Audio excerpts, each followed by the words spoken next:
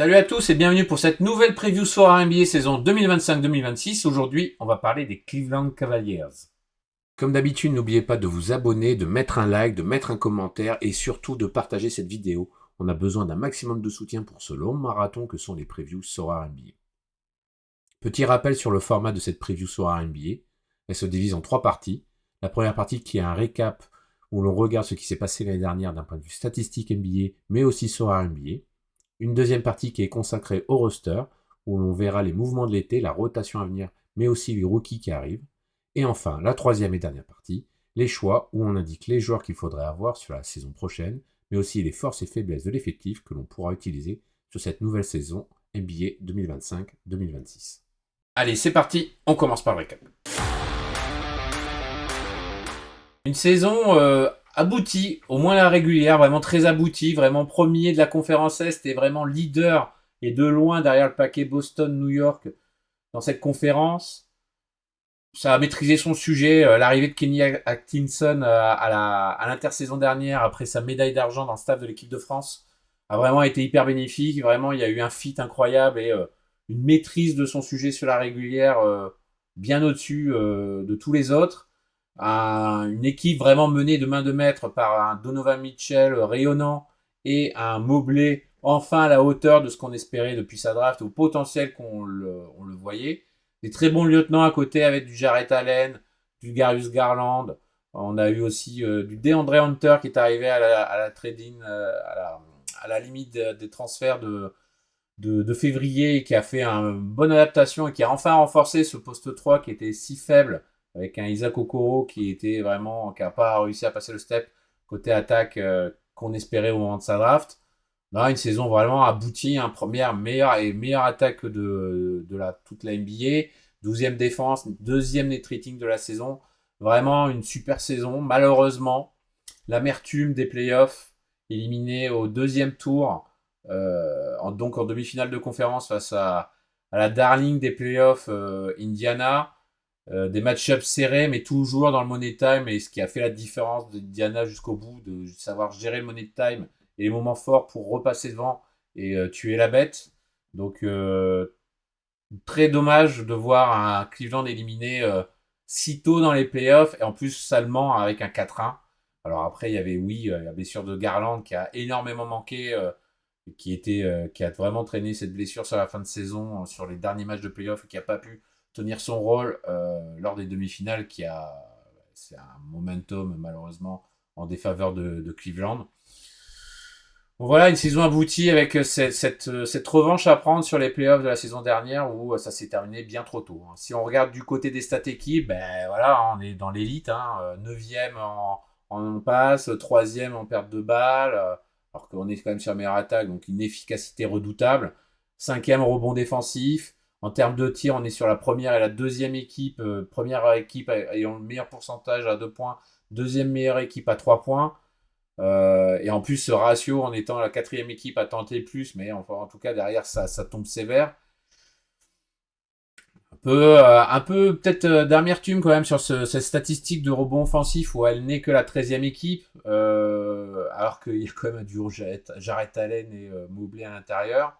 14e aux interceptions et bloque que 27e. Donc bon, voilà, c'est quand même de très bonnes stats et ça permet d'avoir une saison ultra aboutie de la part de Cleveland. Côté joueurs dans ce rare, il y en a beaucoup de monde à sortir, mais bon, on se focalise que sur 3 joueurs. Alors on va mettre des mentions honorables tout de suite à Jarrett Allen, Darius Garland, qui a répondu présent après des playoffs horribles en 2023-2024 et qui a fait une très bonne saison même. On a aussi des mentions spéciales pour des petits joueurs qui ont eu leur chance, du Sam Merrill, du Craig Porter Jr., du Dean Wade aussi, qui a pu saisir un peu sa chance de temps en temps. Non, vraiment, saison ultra aboutie, tout le monde a vraiment apporté sa pierre. Sauf peut-être on va en reparler après. Alors donc d'abord le joueur, s'il faut en choisir qu'un seul, c'est bien évidemment Donovan Mitchell, niveau star, vraiment leader partout, leader dans le vestiaire, sur le terrain. Incroyable saison de la part de Donovan Mitchell, des stats côté Sorare avec cette performance au-dessus de 60, 35 performances entre 40 et 59, vraiment une saison aboutie de bout en bout. La promesse, et c'est le joueur qui est arrivé à la trade deadline, c'est DeAndre Hunter, 128e joueur Sorare. Meilleure option sur le poste 3, sur le poste de small forward, ailier. Il a réussi à s'adapter très rapidement et à faire vraiment des vraies perfs dans cet effectif. Mais en même temps, tu arrives dans un effectif qui fonctionne parfaitement. Plus facile d'essayer de s'intégrer dans une équipe qui a déjà de bons outils et qui manquait vraiment d'un poste 3. Donc ça semble un très bon fit. On va voir si ça se confirme la saison prochaine. Mais déjà de belles promesses. Il a déjà réussi à faire quelques perfs. Dès qu'il est arrivé, il a réussi à faire de plus de 40, 2 fois qu'il n'avait quasiment pas fait depuis le début de la saison. Ouais, voilà, il l'a fait 4 fois sur les 6 fois qu'il l'a fait. Ouais, donc vraiment très bonne fin de saison et beaucoup de promesses dans cette intégration dans l'équipe de Cleveland pour DeAndre Hunter.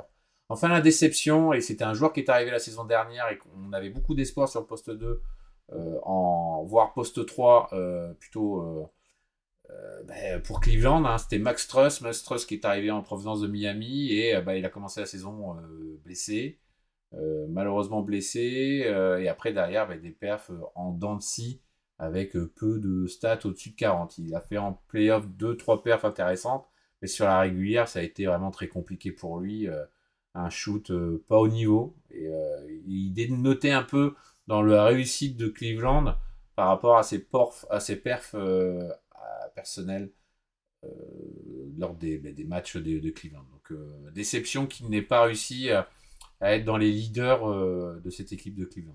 Côté scoring d'équipe, dans Sorare, les Cleveland Cavaliers, on est dans une top élite d'attaque. C'était la 3e équipe à marquer le plus de points, la 22e équipe à encaisser le moins de points. Donc une match-up à éviter, hein, parce que c'était vraiment compliqué. Il fallait prendre vraiment des superstars contre Cleveland.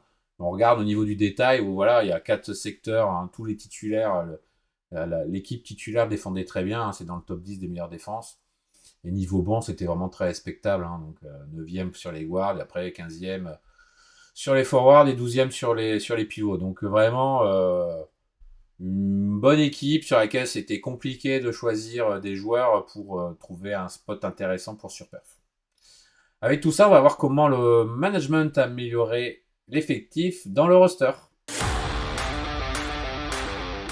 Le roster avec le marché de l'été intéressant du côté de Cleveland, il fallait des petits ajustements, le management a fait du travail, on verra si ça va payer la saison prochaine.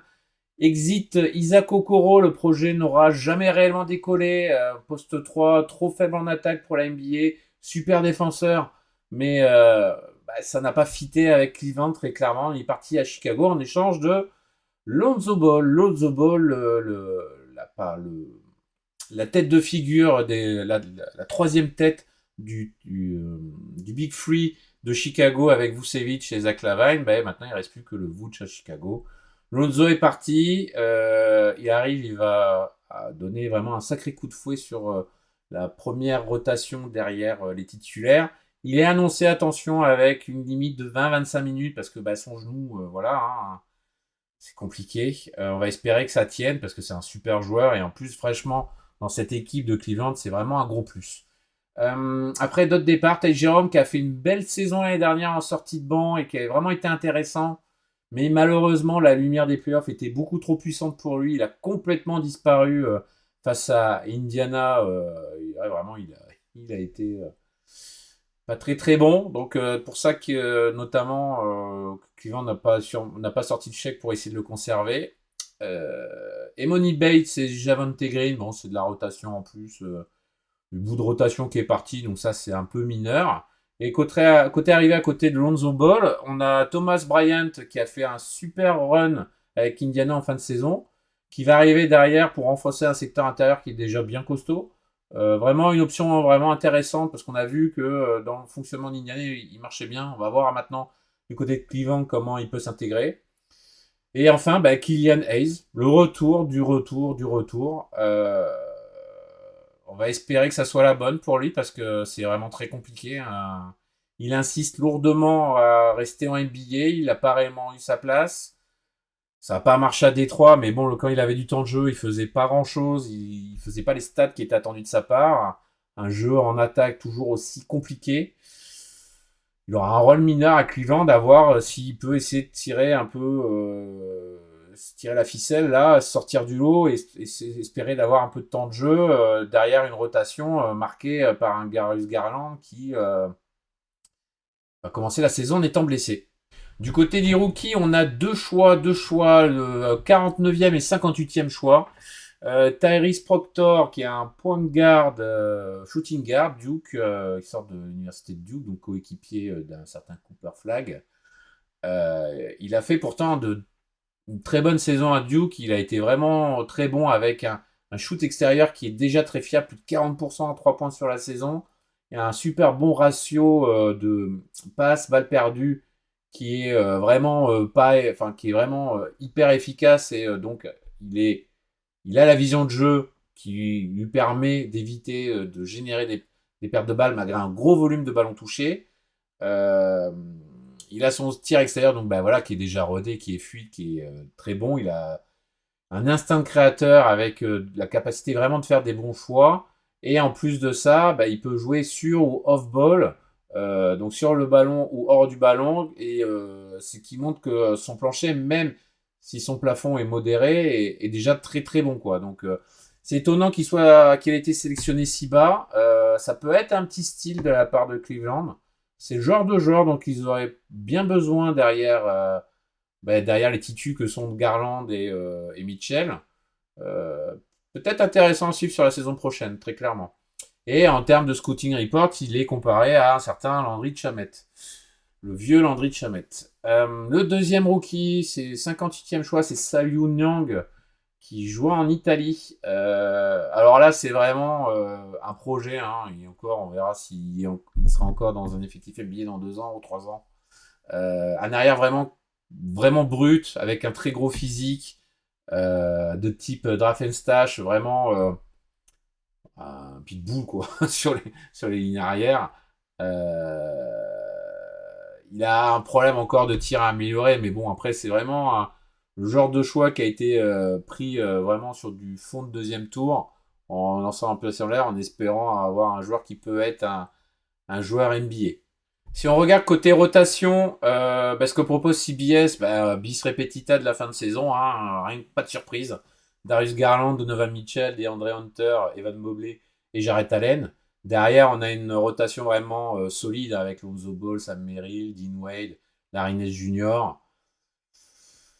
Ouais, voilà, c'est vraiment déjà une rotation en neuf qui est vraiment hyper costaud. Alors dedans, en plus, CBS ne prend pas en compte à Thomas Bryan qui arrivera à se caler sur la troisième rotation avec un Jalen Tyson, un Craig Porter Jr. aussi qu'on voit pas apparaître. On a vraiment des joueurs qui peuvent être intéressants. Donc voilà, donc Craig Porter Jr., Sam Merrill, Killian Hayes avec Lonzo Ball, Darius Garland et Donovan Mitchell. Bref, on est sur un effectif qui est hyper solide, qui va jouer le top 4 à l'Est, pardon, et qui aura sûrement un avantage de terrain très intéressant à l'arrivée l'année prochaine. Notre 5 majeur, en fait, on est complètement d'accord, hein, vraiment, pas grand-chose à ajouter, c'est solide, ça fonctionne, tout le monde s'est éclaté dedans, les promesses d'une demi-saison d'intégration de DeAndre Hunter sont à confirmer sur une vraie prépa et une vraie intégration dans les systèmes de Kenny Atkinson. Donc voilà, c'est hyper prometteur, rien d'autre à ajouter, c'est le 5 largement meilleur et là où il y a le maximum de possibilités pour Cleveland. À surveiller les blessures de Darius Garland qui commence déjà la saison en étant blessé. On va espérer que ce soit pas trop grave et que ce soit juste une, une anomalie sur le reste de sa saison. Donc super roster. Et comme on est très content de voir tout ça, de voir cet effectif aussi complet, on va maintenant devoir se positionner et faire des choix. Les choix dans Sora NBA pour les joueurs des Cleveland Cavaliers. On a beaucoup de choix. C'est vraiment une équipe dans laquelle il y a vraiment des joueurs intéressants. Vous l'avez vu dans ce qu'on a pu parler avant. Vraiment, il y a beaucoup de bons choix à Cleveland. On va quand même en faire 4 parce qu'on est bien obligé. Alors, le choix, on aurait pu mettre Donovan Mitchell, mais c'est enfoncer des portes ouvertes. C'est évident que c'est un des premiers choix à faire. Mais on a décidé de mettre plutôt Evan Mobley, qui lui aussi est une évidence pour les suiveurs de la NBA. Hein, vraiment, Evan Mobley, on attendait beaucoup de lui. On voyait beaucoup de choses très intéressantes. C'est un intérieur hyper polyvalent qui sait bien manier le ballon. Il a réussi à prendre une essor l'année dernière, un rayonnement dans cet effectif. On attendait qu'il fasse ça. Et l'arrivée de Kenny Atkinson a vraiment donné les clés en main, les clés du camion à ce joueur. Et il a su les saisir, à nous le montrer, à enfoncer son adversaire, à avoir des variances dans son jeu et tout. Et nous, en fait, c'est ce qu'on cherche, parce que bon, il est titulaire indiscutable, c'est le leader du secteur intérieur, il a du scoring Sora ultra complet, que ce soit du rebond, du bloc, de la passe, des points. C'est tout ce qu'on veut, et en plus de ça, il a la grosse variance. En ce moment, il a un L10 de 36, mais c'est un joueur qui peut péter du 60 selon l'adversité. Donc vraiment, c'est vraiment du joueur qu'on veut avoir dans sa galerie, et c'est pour ça qu'on le choisit dans nos choix. Le pari, ça doit se sentir aussi dans la preview. DeAndre Hunter, enfin de la stabilité, hein, c'est-à-dire que depuis qu'il a signé son contrat à Atlanta, après le run contre les Knicks, voilà, contre les Knicks en playoff il y a quelques années, tout le monde avait été re-signé, il avait repris un gros chèque, ça s'est pas bien passé derrière, il a été un peu fantomatique sur ses différentes performances à Atlanta. C'était un boulet, il voulait s'en débarrasser, il est arrivé à Cleveland et de suite ça fait le fit, et puis c'était un poste sur lequel ils avaient un gros besoin. Cleveland, ils n'avaient pas grand monde sur poste 3. Struss faisait pas trop l'affaire, en plus il était blessé et manque de rythme, il mettait pas ses shoots, il est arrivé, il a pris le poste titulaire et vraiment ça fonctionne bien, il a fait de très bonnes stats, il semble donc être la vraie seule option valable en tout cas, à voir si Struss va se réveiller sur le poste 3. Et en plus, il a une grosse variance Sora. Alors là, il est sur 23. C'est quelqu'un qui peut facilement faire du 35-40. On peut peut-être espérer, en étant vraiment intégré avec des systèmes qui peuvent aboutir sur lui, avoir un peu plus de scoring. Donc c'est pour ça qu'on choisit comme pari. Le risqué, et c'est un crève-cœur, mais bon, qui aime bien châtie bien, Killian Hayes. Killian Hayes qui retente l'aventure NBA, qui est à la recherche d'un contrat. On va voir ce que ça va donner. Là, en tout cas, il a une opportunité d'avoir du temps de jeu dans cette équipe de Cleveland, dans une super équipe qui tourne. Là, il n'y a plus d'excuses. À Détroit, il a eu de l'opportunité. Il n'a pas su la saisir. Il n'avait pas le côté attaque. Il a une bonne défense, mais le côté attaque est trop catastrophique pour un joueur qui a du temps de jeu en NBA. En tous les cas, pour Soar, c'est pas du tout intéressant. Voilà, c'est un joueur sur lequel, alors, c'est pour le choix du cœur, comme dirait l'autre, mais très clairement, c'est pas du tout du joueur qu'on vise en Soar et qui nous intéresse. Voilà, c'est trop famélique en attaque. Le scoring Soar favorise les joueurs d'attaque. C'est pas du tout le joueur qu'on souhaite avoir dans sa galerie. Et enfin, le win now. Alors, on avait plusieurs choix, un Craig Porter Jr., un Sam Merrill, mais on va mettre Dean Wade. Dean Wade qui semble être derrière en première rotation avec notre ami DeAndre Hunter. Il va sûrement avoir du temps de jeu. En plus, devant lui, Struss, il peut facilement se blesser, facilement être absent. Donc, on se dit que c'est un joueur, en plus, avec un 10 de 8, il peut facilement faire du 25-30. Donc, c'est vraiment de la surperf qui peut être vraiment intéressant. Mais après, derrière, ça peut faire très bien du 30 comme du 10. Hein. On peut se prendre des douilles avec lui. J'en sais quelque chose. Donc, c'est celui qu'on conseille. Après, voilà, on a dit qu'il y en a d'autres, mais en l'état, ce petit L10 avec du temps de jeu, ça peut être vraiment très intéressant. Bon, les Cleveland Cavaliers, ça en fait quoi? Comme on a dit, hein, c'est une équipe quand même ultra complète, hein, et il y a quand même beaucoup de chances que la saison soit aussi, peut-être pas aussi énorme sur la saison régulière, parce qu'ils ont un peu moins l'effet de surprise, mais ça va être très solide, en plus dans cette conférence Est, qui est quand même plus faible que la conférence Ouest. Évidemment, comme on l'a dit, Mobley, Mitchell, c'est les locomotives sur Sora, hein, c'est des spots à gros surperf, gros pétards à plus de 60-70 points, avec du L10 entre 35 et 45. Donc, vous avez du L10 plus proche entre 35 et 40, foncez pour les aligner avec s'il y a des bons match-up, parce que ça va sur perf, et donc c'est ce qu'on cherche. Le questionnement sur Garland, il commence déjà la saison avec des pépins physiques, attention à garder en tête. Évidemment, s'il a 100% de ses moyens, c'est le complément parfait avec Mitchell. Ce backcourt fonctionne parfaitement. Mais un joueur qui a des pépins physiques, ça commence la saison en prenant du retard sur la prépa. Point d'alerte. Voilà, à surveiller. Et puis après, voilà, comme on a dit, Cleveland, c'est une équipe ultra complète. Donc, en fait, les remplaçants, ça a visé, hein, voilà, hein, parce que Ils peuvent tirer leur épingle du jeu, profiter d'une petite blessure et tout. Et c'est des joueurs là, sur le banc qui scorent. Hein. Donc du Sam Merrill, du Craig Porter Jr., du Lonzo Ball. Alors on sait qu'il va être limité à 20-25 minutes. Mais bon, dans un collectif aussi bien huilé, ça peut vraiment être un banger absolu. Vraiment, voilà, il n'y a pas vraiment beaucoup de mauvais choix dans cette équipe de Cleveland, très clairement. Hein. C'est vraiment, ça fait le taf. Voilà, ça fait clairement le taf. Par contre, si on se met du côté des adversaires de Cleveland, donc c'est pas cauchemar en cuisine, mais c'est cauchemar sur les intérieurs, parce que il faut attaquer la paire Jarrett Allen, Evan Mobley. Donc complicado, c'est vraiment pas le match-up qu'on préfère, voilà, de très très loin. Hein. Donc plutôt à éviter. Sur les lignes arrière, c'est correct, ça défend bien hein, quand même. Ça fait le taf, c'est pas non plus sensationnel, mais ça fait le taf. Est-ce que le poste 3, comme on l'a dit, c'est encore un spot parce qu'on savait que c'était la faiblesse de Cleveland? Est-ce que Hunter va réussir à boucher totalement ce trou dans la défense, là où vous pouvez profiter, je sais pas, du Brandon Miller, du MPG, j'en passe et des meilleurs, hein, vraiment, sur les gros postes 3.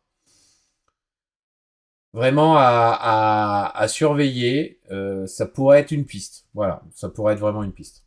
Cette preview concernant les Cleveland Cavaliers est maintenant finie. On espère qu'elle vous a plu.